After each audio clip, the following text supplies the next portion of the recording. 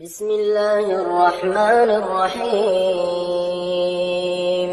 أتى أمر الله فلا تستعجلوه سبحانه وتعالى عما يشركون ينزل الملائكة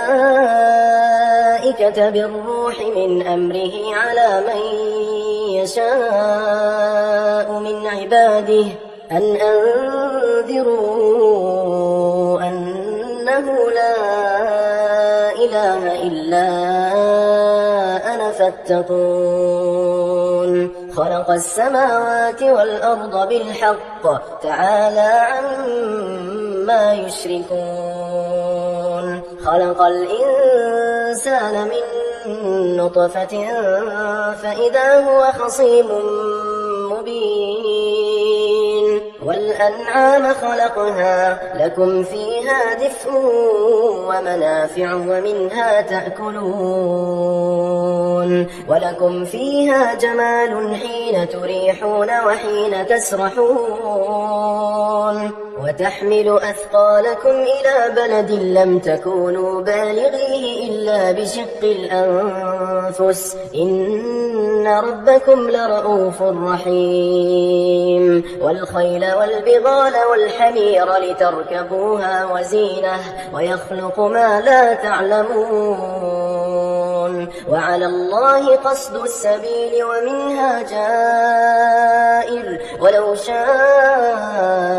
لهداكم أجمعين هو الذي أنزل من السماء ماء لكم منه شراب ومنه شجر فيه تسيمون ينبت لكم به الزرع والزيتون والنخيل والأعناب ومن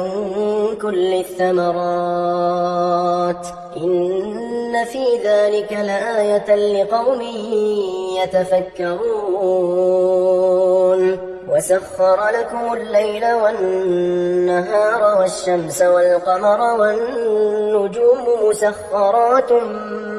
بأمره إن في ذلك لآيات لقوم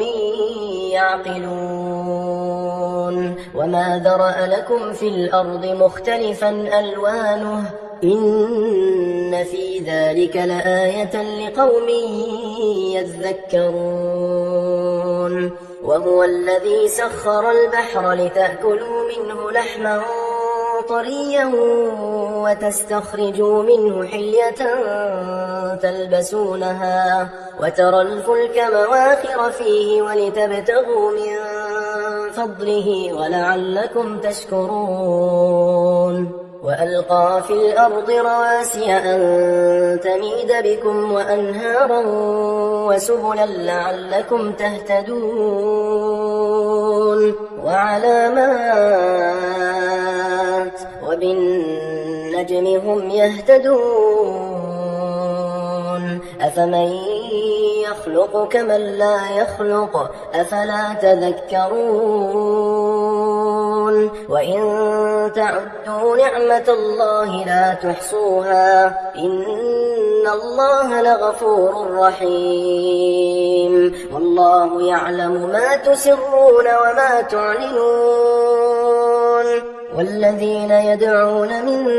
دون الله لا يخلقون شيئا وهم يخلقون أموات غير أحياء وما يشعرون أيان يبعثون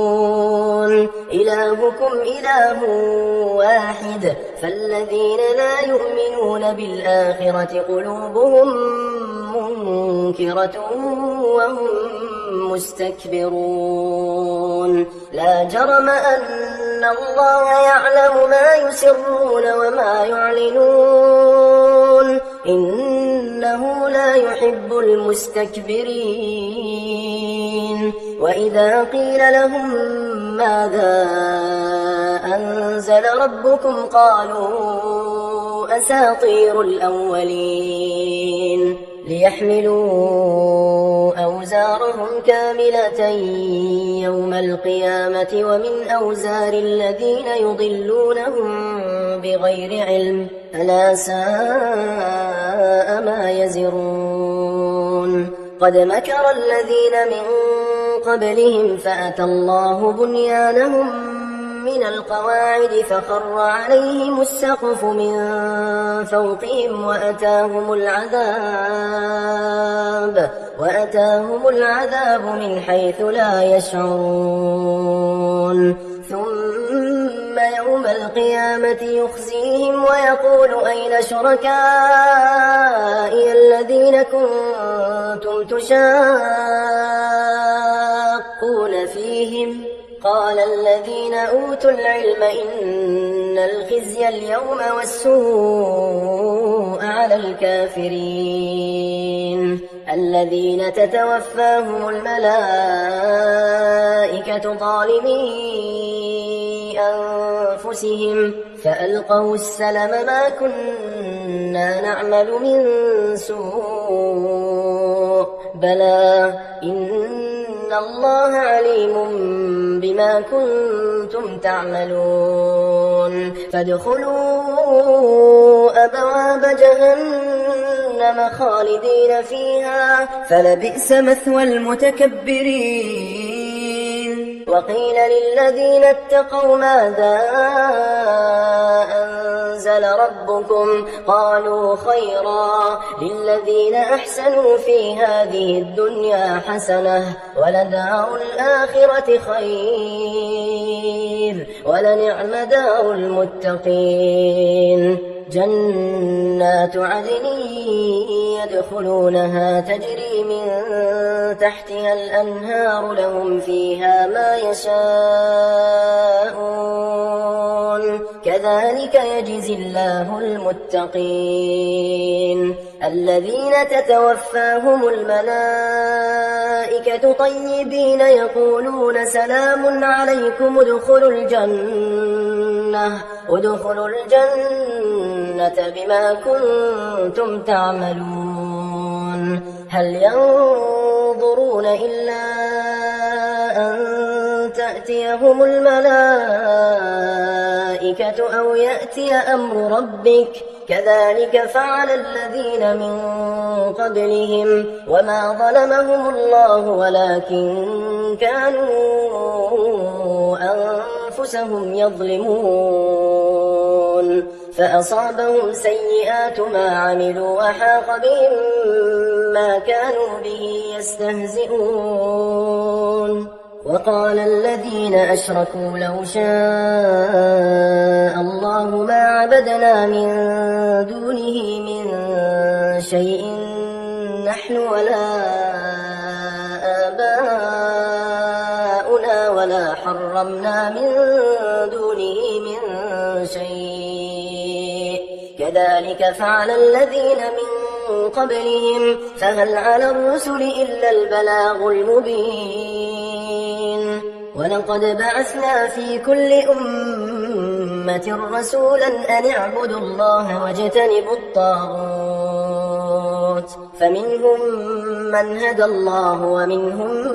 من حقت عليه الضلالة فسيروا في الأرض فانظروا كيف كان عاقبة المكذبين إن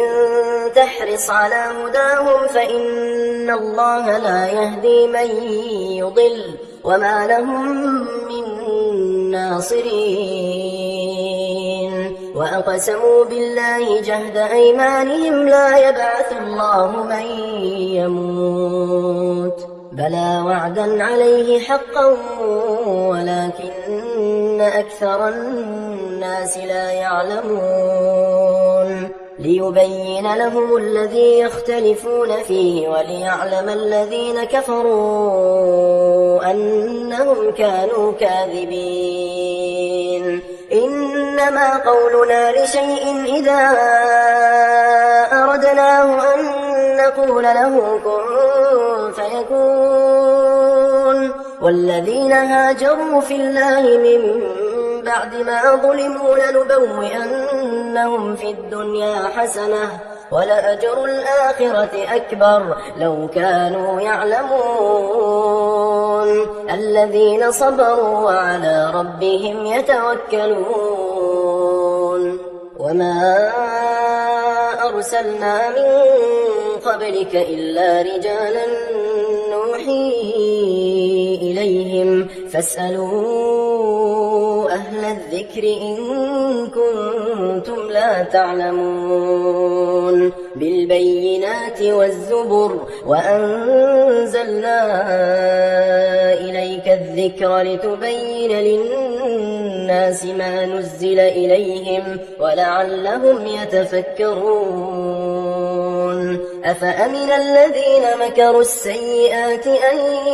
يخسف الله بهم الأرض أو يأتيهم العذاب من حيث لا يشعرون أو يأخذهم في تقلبهم فما هم بمعجزين أو يأخذهم على تخوف فإن ربكم لرءوف رحيم أولم يروا إلى ما خلق الله من شيء يتفيأ ظلاله عن اليمين والشمائل سجدا لله وهم داخرون ولله يسجد ما في السماوات وما في الأرض من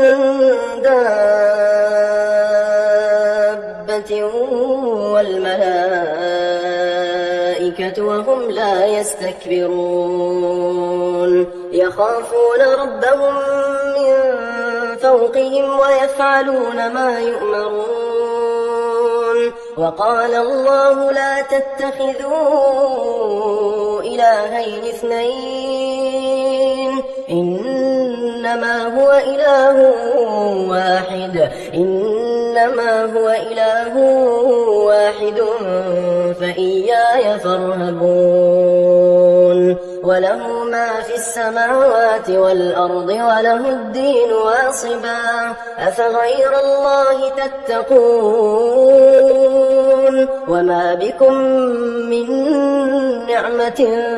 فمن الله ثم إذا مسكم الضر فإليه تجأرون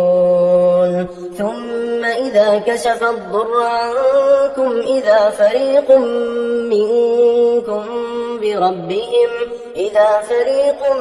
منكم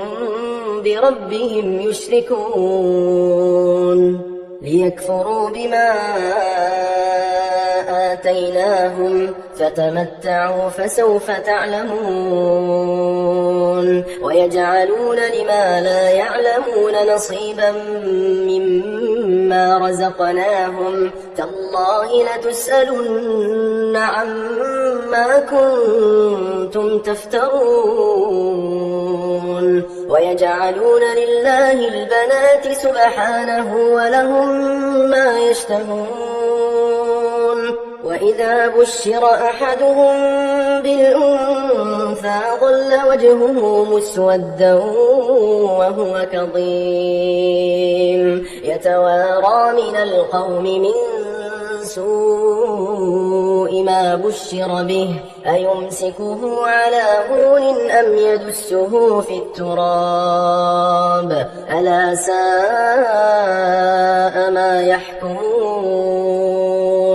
للذين لا يؤمنون بالآخرة مثل السوء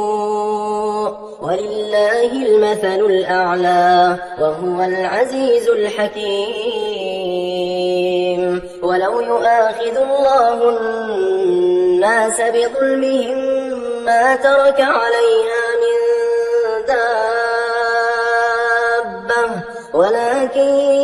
يؤخرهم إلى أجل مسمى فإذا جاء أجلهم لا يستأخرون ساعة ولا يستقدمون ويجعلون لله ما يكرهون وتصف ألسنتهم الكذب أن لهم الحسنى لا جرم أن لهم النار وأنهم مفرطون تالله لقد أرسلنا إلى أمم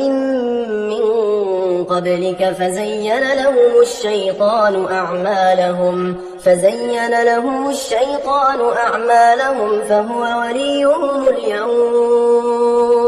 فهو وليهم اليوم ولهم عذاب أليم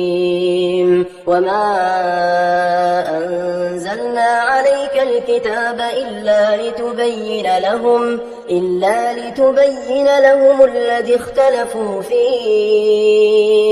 إلا لتبين لهم الذي اختلفوا فيه وهدى ورحمة لقوم يؤمنون والله أنزل من السماء ماء فأحيا به الأرض بعد موتها إن في ذلك لآية لقوم يسمعون وإن لكم في الأنعام لعبرة نسقيكم مما في بطونه من بين فرث ودم لبنا خالصا سائغا للشاربين ومن ثمرات النخيل والأعناب تتخذون منه سكرا ورزقا حسنا إن في ذلك لآية لقوم يعقلون وأوحى ربك إلى النحل أن اتخذي من الجبال بيوتا ومن الشجر ومما يعرشون ثم كلي من كل الثمرات فاسلكي سبل ربك ذللا يخرج من بطونها شراب مختلف ألوانه فيه شفاء للناس إن في ذلك لآية لقوم يتفكرون والله خلقكم ثم يتوفاكم ومنكم من يرد إلى أرذل العمر لكي لا يعلم بعد علم شيئا إن الله عليم قدير والله فضل بعضكم على بعض في الرزق فما الذين فضلوا براد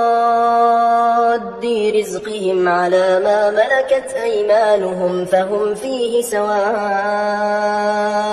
أفبنعمة الله يجحدون والله جعل لكم من أنفسكم أزواجا وجعل لكم من أزواجكم بنين وحفدة ورزقكم من الطيبات أفبالباطل يؤمنون وبنعمة الله هم يكفرون ويعبدون من دون الله ما لا يملك لهم رزقا من السماوات والأرض شيئا ولا يستطيعون فلا تضربوا لله الأمثال إن الله يعلم وأنتم لا تعلمون ضرب الله مثلا عبدا مملوكا لا يقدر على شيء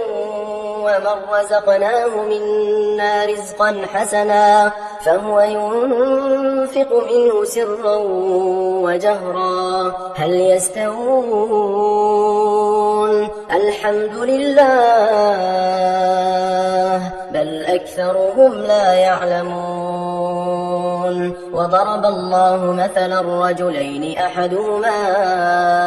أبكم لا يقدر على شيء وهو كل على مولاه أينما يوجهه لا يأتي بخير هل يستوي هو ومن يأمر بالعدل وهو على صراط مستقيم ولله غيب السماوات والأرض وما أمر الساعة إلا كلمح البصر أو هو أقرب إن الله على كل شيء قدير والله أخرجكم من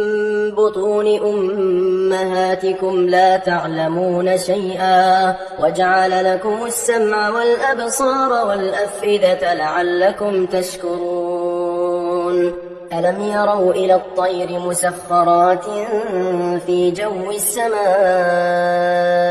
ما يمسكهن إلا الله إن في ذلك لآيات لقوم يؤمنون والله جعل لكم من بيوتكم سكنا وجعل لكم من جلود الأنعام بيوتا تستخفونها يوم ظعنكم ويوم إقامتكم ومن أصوافها وأوبارها وأشعارها أثاثا ومتاعا إلى حين والله جعل لكم مما خلق ظلالا وجعل لكم من الجبال أكنانا وجعل لكم سرابيل تقيكم الحر وسرابيل تقيكم بأسكم كذلك يتم نعمته عليكم لعلكم تسلمون فإن تولوا فإنما عليك البلاغ المبين يعرفون نعمة الله ثم ينكرونها وأكثرهم الكافرون ويوم نبعث من كل أمة شهيدا ثم لا يؤذن للذين كفروا ولا هم يستعتبون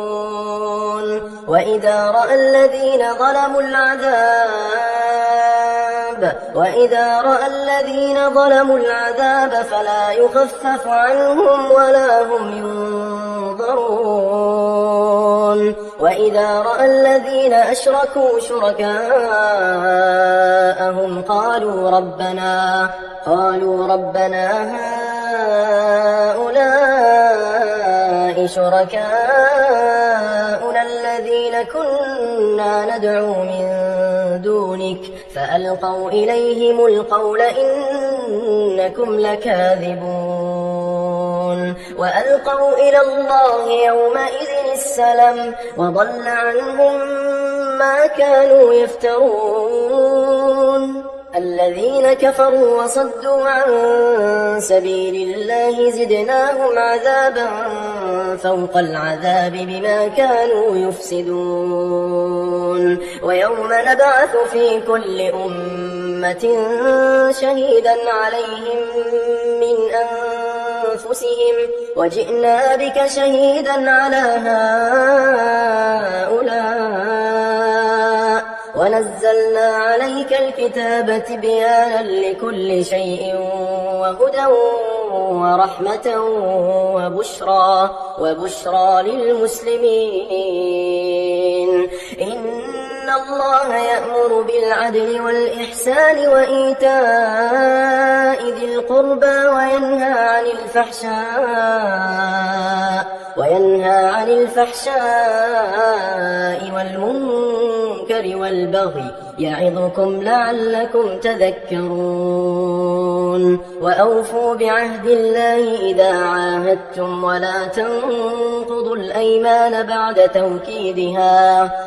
تنقضوا الأيمان بعد توكيدها وقد جعلتم الله عليكم كفيلا إن الله يعلم ما تفعلون ولا تكونوا كالتي نقضت غزلها من بعد قوة أنكاثا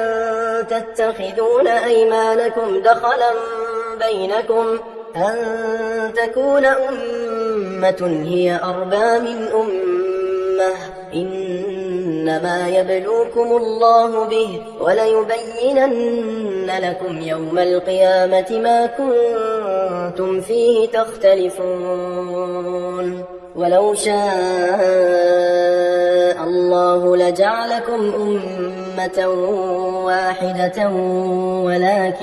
ولكن يضل من يشاء ويهدي من يشاء ولتسألن عما كنتم تعملون ولا تتخذوا أيمانكم دخلا بينكم فتزل قدم بعد ثبوتها وتذوقوا السوء بما صددتم عن سبيل الله ولكم عذاب عظيم ولا تشتروا بعهد الله ثمنا قليلا إنما عند الله هو خير لكم إن كنتم تعلمون ما عندكم ينفد وما عند الله باق ولنجزين الذين صبروا أجرهم بأحسن ما كانوا يعملون من عمل صالحا من ذكر أو أنثى وهو مؤمن فلنحيينه حياة طيبة ولنجزينهم أجرهم بأحسن ما كانوا يعملون فإذا قرأت القرآن فاستعذ بالله من الشيطان الرجيم إنه ليس له سلطان على الذين آمنوا وعلى ربهم يتوكلون إنما سلطانه على الذين يتولونه والذين هم به مشركون وإذا بدلنا آية مكان آية والله أعلم بما ينزل قالوا إنما أنت مفتر بل أكثرهم لا يعلمون قل نزله روح القدس من ربك بالحق ليثبت الذين آمنوا وهدى وبشرى للمسلمين ولقد نعلم أنهم يقولون إنما يعلمه بشر لسان الذي يلحدون إليه أعجمي وهذا لسان عربي مبين إن الذين لا يؤمنون بآيات الله لا يهديهم الله ولهم عذاب أليم إنما يفتري الكذب الذين لا يؤمنون بآيات الله وأولئك هم الكاذبون من كفر بالله من بعد إيمانه إلا من أكره وقلبه مطمئن بالإيمان ولكن من شرح بالكفر صدرا فعليهم غضب من الله ولهم عذاب عظيم ذلك بأنه مستحب الحياة الدنيا على الآخرة وأن الله لا يهدي القوم الكافرين أولئك الذين طبع الله على قلوبهم وسمعهم وأبصارهم وأولئك هم الغافلون لا جرم أنهم في الآخرة هم الخاسرون ثم إن ربك للذين هاجروا من بعد ما فتنوا ثم جاهدوا وصبروا إن ربك من بعدها لغفور رحيم يوم تأتي كل نفس تجادل عن نفسها وتوفى كل نفس ما عملت وهم لا يظلمون. وضرب الله مثلا قرية كانت آمنة مطمئنة يأتيها رزقها رغدا من كل مكان فكفرت بأنعم الله فأذاقها الله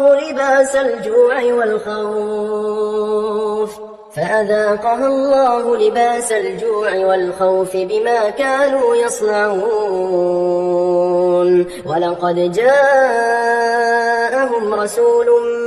منهم فكذبوه فأخذهم العذاب وهم ظالمون. فكلوا مما رزقكم الله حلالا طيبا واشكروا نعمة الله إن كنتم إياه تعبدون. إنما حرم عليكم الميتة والدم ولحم الخنزير وما أهل لغير الله به فمن اضطر غير باغ ولا عاد فإن الله غفور رحيم. ولا تقولوا لما تصف ألسنتكم الكذب هذا حلال وهذا حرام لتفتروا على الله الكذب إن الذين يفترون على الله الكذب لا يفلحون. متاع قليل ولهم عذاب أليم. وعلى الذين هادوا حرمنا ما قصصنا عليك من قبل وما ظلمناهم ولكن كانوا أنفسهم يظلمون. ثم إن ربك للذين عملوا السوء بجهالة ثم تابوا من بعد ذلك وأصلحوا إن ربك من بعدها لغفور رحيم. إن إبراهيم كان أمة قانتا لله حنيفا ولم يك من المشركين شاكرا لأنعمه اجتباه وهداه إلى صراط مستقيم. وآتيناه في الدنيا حسنة وإنه في الآخرة لمن الصالحين. ثم أوحينا إليك أن اتبع ملة إبراهيم حنيفا وما كان من المشركين. إنما جعل السبت على الذين اختلفوا فيه وإن ربك ليحكم بينهم يوم القيامة فيما كانوا فيه يختلفون. ادع إلى سبيل ربك بالحكمة والموعظة الحسنة وجادلهم بالتي هي أحسن إن ربك هو أعلم بمن ضل عن سبيله وهو أعلم بالمهتدين. وإن عاقبتم فعاقبوا بمثل ما عوقبتم به ولئن صبرتم لهو خير للصابرين. واصبر وما صبرك إلا بالله ولا تحزن عليهم ولا تك في ضيق مما يمكرون. إن الله مع الذين اتقوا والذين هم محسنون.